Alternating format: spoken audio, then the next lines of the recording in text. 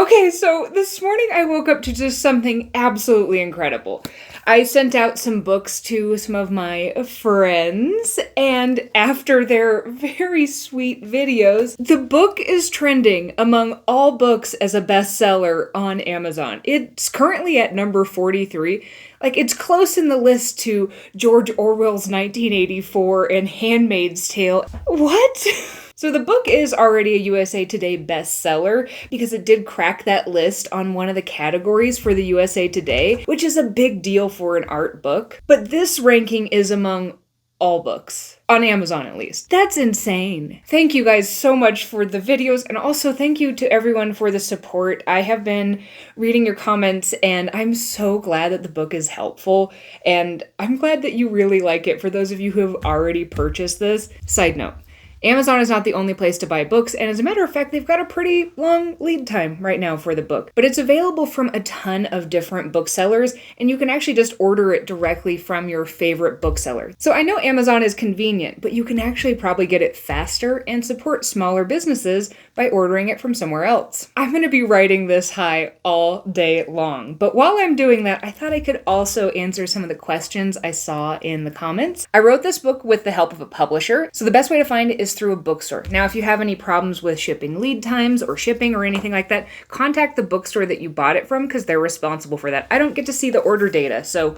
I won't be any help. And what can you expect from the book? Well, you can learn to watercolor, as the title suggests. In this book, there's a whole front section that talks about all sorts of different techniques, troubleshooting, supplies, and everything that you're going to need to actually get started with watercolor. And then over here on the pad, there's watercolor paper with all of the designs pre-printed on them. So you browse to whichever painting you want to do, and then you can just follow the instructions while using the outlines on the pad. I try to do a couple things in the book. The first is get a whole bunch of different subjects in there because I know everybody likes to paint different things. So there are flowers, there are patterns, there are landscapes, there are dogs, birds, there are even rocks because I'm a big rock girly, and it also builds on itself. So every single one of these paintings is aimed at teaching at least a few of the techniques that we talk about in the beginning of the book. Now let's talk about the supplies that you're going to need for the book.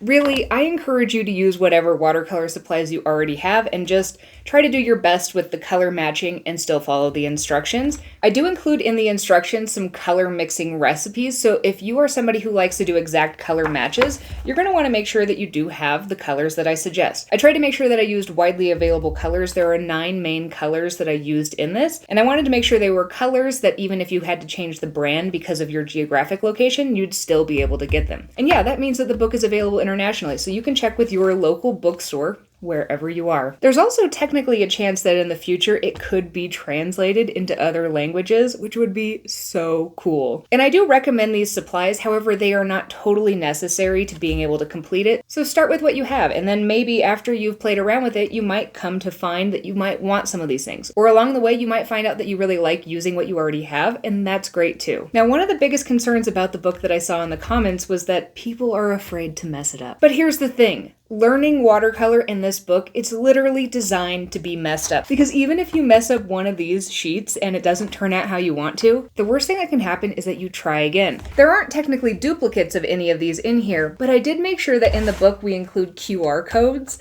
where you can scan it and you can actually get all of the templates so you can redo it again on your own paper. And that means you have unlimited tries to do it over and over and over again, so there's really no failing, there's just trying again. Thank you guys so much for the support, and I want you to remember that you've got this.